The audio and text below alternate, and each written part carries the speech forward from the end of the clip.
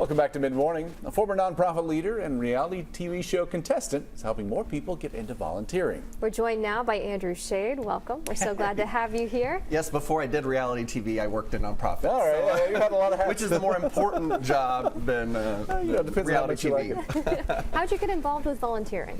You know, I started working nonprofits over 20 years ago right here in Lexington. I was 21 years old, really didn't know much of anything. I still don't know much of anything, but I started at a nonprofit called the Manchester Center, which was on Manchester Street. It has since closed. It's been 2 decades, but that was really a kind of a rougher part of town at the time. And of course now it's cleaned up. We have the Distillery District and all the fun stuff over there. But I started there working with after-school summer programs and preschool, kind of overseeing all of our youth programs there.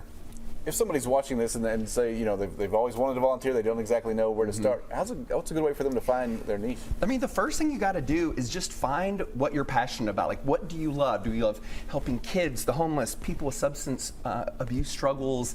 Do you like planting trees, or art, whatever it is? Like, you got to find what you are passionate about. If you're not passionate about it, why do it? And then reach out. I always say, like, don't duplicate services. So many people like, I'm going to start my own nonprofit that plants trees, and I'm like, well, hey, there's 4 of those right here in town. What if you team up with them instead first? And so I was just kind of encourage people to do phone calls, call people and say, hey, I want to volunteer. How do I do that?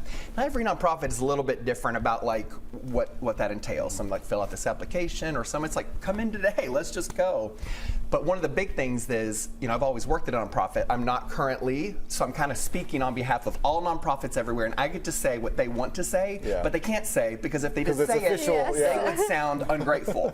But just take these nonprofits into account that a lot of them work with very small teams, just a few staff. Many here in Central Kentucky don't get paid a lot. I'm not rich. Nobody's making a lot of money off this, for sure. So just understand that they're small teams, they're passionate people, but they put a lot of work in. So as someone who wants to volunteer, don't make it harder on them. Just call and say, hey, what do you need? How can I help? Some people are very particular with what they want to do or what they want to participate in. I want to come in and cook, or I want to come in and clean, or whatever that is.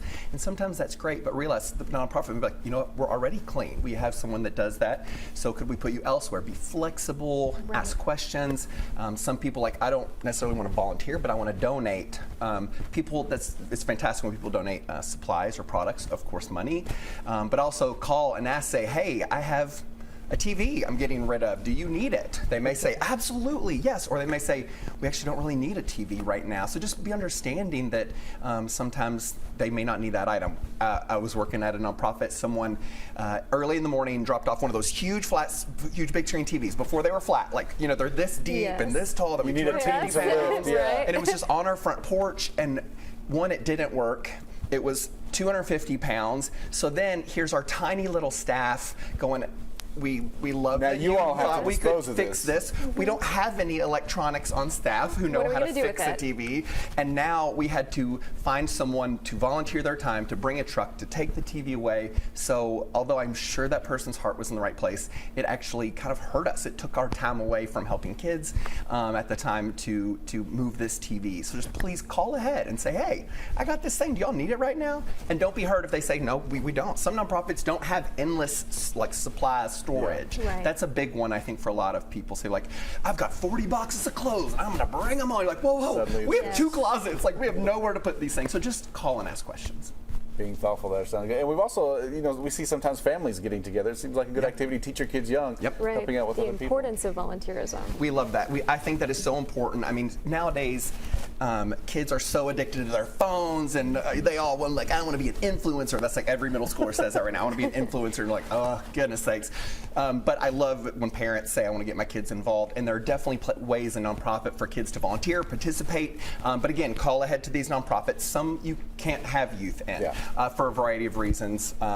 Sometimes it's because some nonprofits work with youth and they don't want volunteer kids to see the kids they may be in school with who are struggling. So sometimes it's just about their privacy. But call ahead. There's 100 ways for kids to get involved too. But just remember, these nonprofits are not babysitters. Don't think, I want them to volunteer, so I'm going to drop them off for 5 hours, then come get them.